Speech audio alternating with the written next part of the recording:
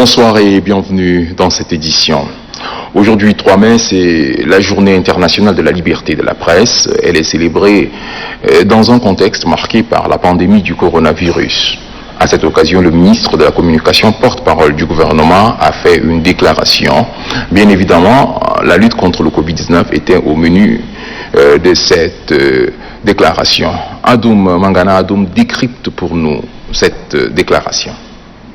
La déclaration faite par le ministre de la Communication, porte-parole du gouvernement, Oumar Yahya Hissène, à l'occasion justement de la journée internationale de la liberté de la presse, est déterminante, aussi bien dans sa forme que dans son fond. Il a rendu un hommage mérité aux professionnels de l'information et de la communication qui, dans un tournant sanitaire marqué par la pandémie de coronavirus, ne cessent d'informer, sensibiliser et éduquer la population contre la propagation de Covid-19. La preuve, dès l'apparition de la maladie de coronavirus au Tchad, les journalistes, aussi bien des organes publics que privés, se sont donné une hypothèse de travail, de recherche de l'information, la recouper, la vérifier, l'évaluer pour éviter les tentatives de désinformation et de manipulation. Chaque jour, les journalistes, malgré le contexte difficile lié à la maladie et surtout avec tous les risques qu'ils encourent, s'y rendent à la recherche de l'information dans la croisade contre le coronavirus au Tchad. Le ministre de la Communication, Oumar Yahya Hissène, a bien évidemment rassuré les hommes et les femmes des médias du soutien du plus haute autorité, notamment le chef de l'État, Idriss Déby Itno, des efforts consentis pour endiguer le Covid-19 dans notre pays. Plus clairement, tout en visant le changement dans la pratique journalistique, nous pouvons conclure sur une rationalisation du métier dans un contexte de bonne gouvernance dont le Tchad a fait montre. Parlant justement de la célébration de la journée mondiale de la liberté de la presse, l'accent est mis sur la sensibilisation contre le Covid-19. Une émission à la radio FM Liberté a été marquée par la participation des responsables de l'Union des journalistes tchadiens. Le thème, la participation des médias à la lutte contre le Covid-19. Damgué Litné Joël.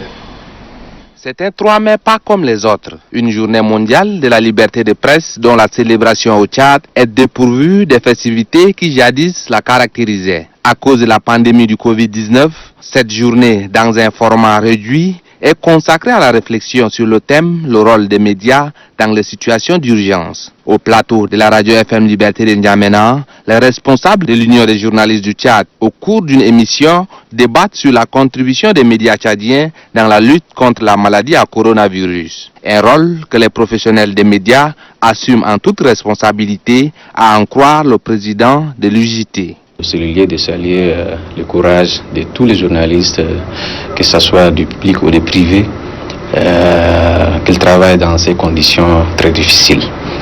C'est le moment aussi d'appeler les journalistes à respecter les mesures barrières, les mesures de prévention, pour se protéger d'abord et sensibiliser la population à respecter davantage ces mesures afin de faire barrière à cette maladie qui touche tout le monde.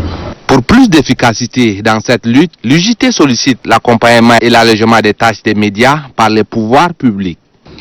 C'est le lieu, le moment et l'occasion de réitérer notre demande auprès du gouvernement et auprès des responsables en charge de la sécurité de faciliter la tâche aux journalistes.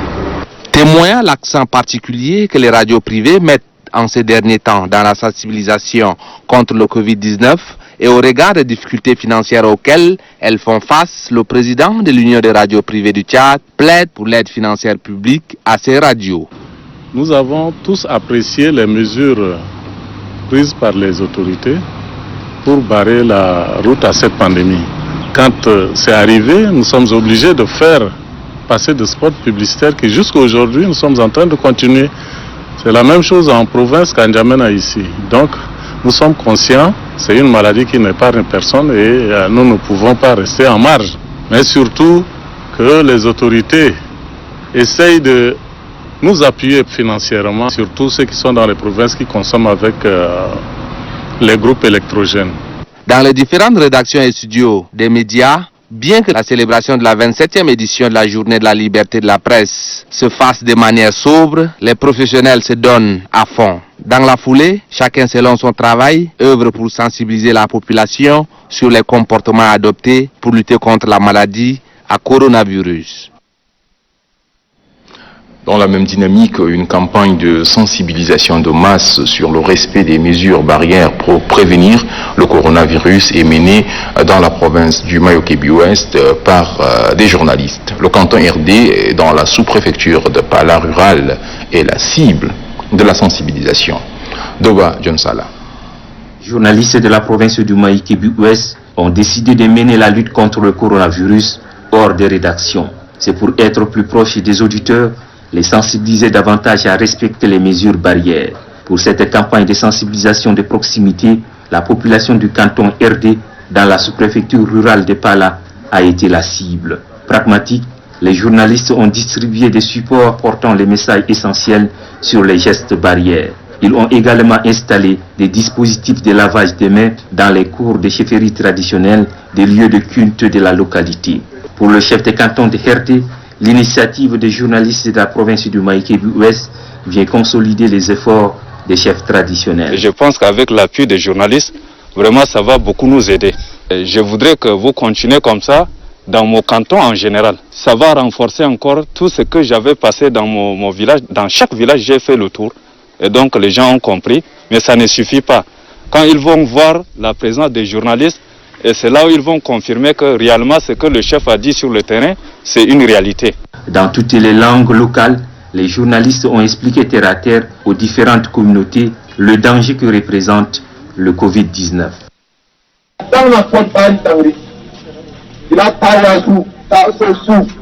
Éviter les regroupements de plusieurs personnes, célébration du mariage sans être nombreux, enterrement de morts sans être nombreux, prières restreintes en famille sans se réunir dans une église ou dans une mosquée, éviter le regroupement autour des puits, interdire les enfants de se rassembler sur les heures de jeûne, respect de toutes les mesures d'hygiène et d'assainissement. Selon le président du comité d'action des journalistes et communicateurs de la province du Mayo-Kébi-Ouest, il y a un devoir pour les journalistes d'agir plus pour faire changer les mentalités pendant cette période de la pandémie de coronavirus. Vous savez, un journaliste, quand il parle, les gens croient facilement à ce qu'il dit. Rester à distance, parler seulement à la radio, nous avons dit que non, ça ne suffit pas, il faut se rapprocher plus encore de cette population pour livrer vraiment le message de lutte contre le Covid-19. Le message que nous avons livré, également ici aujourd'hui, c'est presque en langue locale. Vous savez, donc le message était direct. Cette population n'a pas besoin d'interprètes. Les sensibilisations de proximité organisées par les journalistes de la province du Mayo-Kébi-Ouest s'inscrivent dans le cadre de la célébration de la Journée mondiale de la liberté de la presse édition 2020 confisquée par le coronavirus. L'Association nationale des jeunes opérateurs économiques du Tchad a tenu une conférence de presse ce matin. Elle a échangé avec les journalistes sur l'élaboration d'un plan de contingence économique contre le Covid-19. Les précisions sur ce plan avec Katnouba Théophile. Cette rencontre des membres de l'Association nationale des jeunes opérateurs économiques du Tchad, AJOP Tchad, avec les hommes des médias, a permis d'échanger sur le plan de contingence pour la gestion de la crise sanitaire et la relance des activités économiques après Covid-19. Pour le président de l'AJOP Tchad, seul le respect des mesures contribuera à faire face à cette situation. D'où il appelle ses collaborateurs à une solidarité. Ce plan décrit un ensemble de stratégies, de mesures et d'actions appropriées à une meilleure gestion de la crise actuelle et de mise en œuvre d'une réponse économique efficace en faveur des opérateurs économiques lourdement affectés et dont l'objectif principal est de sauver l'économie du pays. Face aux réactions des hommes des médias par rapport aux actions dont l'AJOP Tchad compte mener pour parvenir aux objectifs visés, Diasratam Sosen est sans équivoque. L'AJOP Tchad monte ses plans de contingence et dont l'objectif est de s'impliquer de manière participative avec les acteurs en charge de la gestion de cette crise. Les stratégies de communication, de sensibilisation, d'orientation, de formation et d'accompagnement sont énumérées dans ces plans de contingence. Nous pensons développer de nouvelles approches virtuelles pour permettre à ce que notre économie puisse continuer par fonctionner. Le président de l'AJOP Tchad demande aux autorités provinciales et aux organisations nationales et internationales qui œuvrent aux frontières à doubler de vigilance, car, dit-il, c'est par là que la plupart des personnes suspectes entrent frauduleusement et propagent la maladie. Tiasratam Sosen de conclure que ce comportement incivique ne favorise pas les efforts du gouvernement dans cette lutte contre le Covid-19. 200 000 masques mis à la disposition des 10 communes de la capitale. C'est une initiative de la cellule de veille et de sécurité sanitaire contre le Covid-19. Les bénéficiaires sont les personnes vulnérables. La distribution gratuite de ces masques est assurée par la Croix-Rouge, l'ONG ADES internationale et les ambassadeurs de la Fondation Grand Cœur. Katnouba Théophile. C'est l'échantillon d'un lot de 200 000 cachinés offerts par la cellule de veille et de sécurité sanitaire pour la riposte contre le Covid-19 aux couches vulnérables des 10 communes de la cité capitale. L'opération a été lancée officiellement ce matin dans la commune du 7e arrondissement. C'est un honneur pour notre arrondissement de procéder au lancement de cette distribution gratuite de masques. Le coronavirus est une réalité. Je vous invite au respect strict des mesures barrières. C'est une question de vie ou de mort. La distribution de ces masques dans tous les arrondissements de N'Djamena est assurée par les agents de la Croix-Rouge, ceux de l'ONG internationale ADES et les ambassadeurs de la Fondation Grand Cœur qui ont facilité l'acheminement de ces lots de 200 000 cachinés dans les 10 communes. Nous osons croire que votre capacité opérationnelle permettra de réussir cette opération de grande envergure, car les autorités y attachent du prix au premier rang son Excellence, le président de la République, chef de l'État, Idriss Déby Itno. Le maire, deuxième adjoint de la commune du 7e arrondissement, invite les chefs de quartier et carrés de faciliter la tâche aux agents déployés dans leur zone pour la réalisation de cette opération combien importante. Un communiqué émanant du ministère de la Santé publique.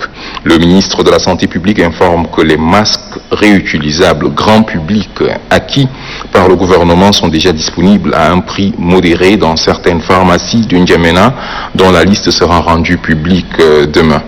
Il rappelle que le port de masque est essentiel dans la lutte contre le coronavirus. Signé le ministre de la Santé publique, professeur Mahmoud Youssouf Khayal. Le port du masque suscite des débats. Pour lever l'équivoque, Téléchat s'est approché de Dr Olivier Ngaringum, membre du comité scientifique. Pourquoi le port des masques? Parce que lorsque le malade touche, il émet des gouttelettes, le masque constitue une barrière. En fait, le masque piège les gouttelettes, donc évite la contamination de l'entourage. Quels sont les différents types de masques qu'on a actuellement? Il faut dire qu'essentiellement, il y a deux types de masques. Donc, les masques non professionnels et les masques professionnels. Les masques non professionnels, c'est celui-là qui est fabriqué par tous les tailleurs de la ville. C'est un masque appelé également masque grand public. Ce masque a l'avantage d'être accessible. Il ne coûte rien du tout, donc il est accessible. Il est facilement accessible et on peut le trouver dans tous les coins de la rue. Ce masque protège l'entourage, il protège le vis-à-vis. Et c'est pour ça que nous, personnel, disons que ce masque est un masque solidaire, c'est un masque vraiment altruiste. Donc moi, en le portant, je protège mon vis-à-vis, je protège mon entourage, et si dans mon entourage, tout le monde porte ce masque, nous sommes donc tous protégés. Donc pour le résumer, ce masque n'est efficace que si tout le monde le porte. Le deuxième type de masques, ce sont les masques professionnels. Il y a les masques chirurgicaux, qui sont donc, comme on le dit, des masques à usage chirurgical. Initialement, ces masques sont utilisés par le chirurgien lors de l'intervention pour éviter de contaminer le champ opératoire et éviter de contaminer le matériel. Mais il est aussi utilisé par le personnel de soins pour se protéger des projections de liquides biologiques. Ce masque donc protège le personnel contre la projection des liquides biologiques. C'est un masque à usage professionnel. Le deuxième masque à usage professionnel, c'est ceux-là. Ce sont les masques FFP2 et le masque FFP1. Et ces masques sont également appelés des masques N95 de leur appellation anglo-saxon. En plus des propriétés de protection, ces masques sont filtrants. Ils filtrent les particules. Et donc, on a les masques FFP1, on a les FFP2, mais il y a également les FFP3. Et la sécurité du masque FFP2 est un cran au-dessus du masque FFP1. Et le masque FFP3 a également une sécurité un cran au-dessus de FFP2.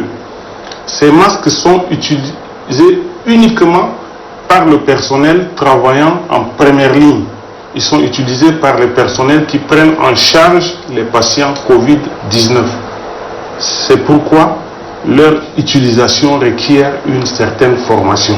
Et ces masques font également partie de tout un arsenal qu'on appelle équipement de protection individuelle, allant du calot, en passant par le surblouse, et les gants, les bottes. Donc ce masque, il fait partie de tout cet arsenal de protection du personnel travaillant en première ligne. Suite au communiqué du ministre de la Santé publique relatif au port de masques, le gouvernement de la République du Tchad tient à informer la population que des masques grand public, lavables et réutilisables sont mis en vente à travers la centrale pharmaceutique d'achat, CPA, dans certaines pharmacies d'Indiamena à un prix subventionné par le Trésor public à compter de ce jour, dimanche 3 mai 2020. Ces masques sont vendus au prix de 200 francs CFA à l'unité. Aucune marge ne doit être ajoutée. Tout contrevenant sera sévèrement sanctionné. Le ministre d'État, ministre secrétaire général de la présidence, président de la cellule de veille et de sécurité sanitaire, Kanzebe Faïmi Debe. À Ati, dans le Bata, la Fondation Grand Cœur a offert un don de vivres et non-vivres aux personnes démunies. C'est le gouverneur de la province qui a présidé à la cérémonie de réception du don. Mamataïr Djibrine Alhour. Les couches les plus vulnérables et depuis longtemps la pierre angulaire de l'action de la Fondation Grand Cœur qui donne sans rien attendre en retour. Pour cette opération qui vient dans un contexte difficile marqué par le mois saint de Ramadan et la pandémie du Covid-19, rien que les personnes très nécessiteuses sont concernées. Ces produits de première nécessité au nombre de 300 kits ont été répartis en lots individuels composés d'un sac de mil, un sac de riz, un sac de sucre, un bidon d'huile et de savon. D'une valeur de 10 millions de francs CFA, ces 300 kits seront distribués dans l'ensemble des départements de la province du Bata. Le maire de la commune d'Ati, Abakar Moussa Kaidela, a salué cette assistance humanitaire de la Fondation Grand Cœur, qui n'est pas la première au bénéfice des vulnérables de sa commune. Cette assistance sera accompagnée dans les jours à venir, selon les points focaux de la Fondation Grand Cœur, soit Brahim, par la distribution de cachinets dans le cadre de la lutte contre le Covid-19. Se réjouissant de cette aide, le gouverneur du Bata, général de corps d'armée, Benaïdou Tatoula, dit que ce geste d'aujourd'hui vient à point nommé. La charité de la Fondation Grand Cœur témoigne de la permanente préoccupation de la première dame du Tchad, Ida Déby Itno, à la cause de ses concitoyens en général, et plus particulièrement des couches les plus vulnérables que sont les femmes, les jeunes, les veuves, les handicapés et bien d'autres. Une représentante des bénéficiaires a longuement prié pour que les bons dieux bénissent la donatrice, en l'occurrence la première dame, Hinda Debi Itno. Le réseau national pour la paix et le développement a procédé ce matin à la remise d'un don aux retournés centrafricains du site de Gaoui. C'est dans le cadre de la lutte contre la propagation du Covid-19. Mohamed Lamana. Miscuité dans le camp de Gaoui, où vivent plus de 7000 retournés centrafricains, accroît les risques de contagion. Cette situation préoccupe bon nombre des organisations de la société civile, raison pour laquelle le RNPD, par l'entremise de son président Abdel Nasser Michael Hassan, a fait un don constitué de kits de protection sanitaire. Nous sommes ici pour sensibiliser nos frères réfugiés et retournés de Centrafrique. Ils sont isolés, donc on est là pour les sensibiliser de danger de cette maladie. Le président des retournés centrafricains du site de Ngaoui remercie le RNPD pour ce geste en cette période de crise sanitaire. Vous êtes venus parmi nous aujourd'hui nous aider, de nous sensibiliser afin de se protéger contre cette pandémie de Covid-19. Je voudrais rappeler ici que l'association RNPD nous a aidés à réparer 3 forages au niveau du camp. Cette action vise également à sensibiliser les réfugiés sur le respect des mesures de lutte contre le Covid-19 et réaffirme la volonté du RNPD d'assister cette catégorie des personnes vulnérables en dépit de cette pandémie. C'est tout pour cette édition. Merci à vous de l'avoir suivi. Excellente suite de programme sur Téléchat.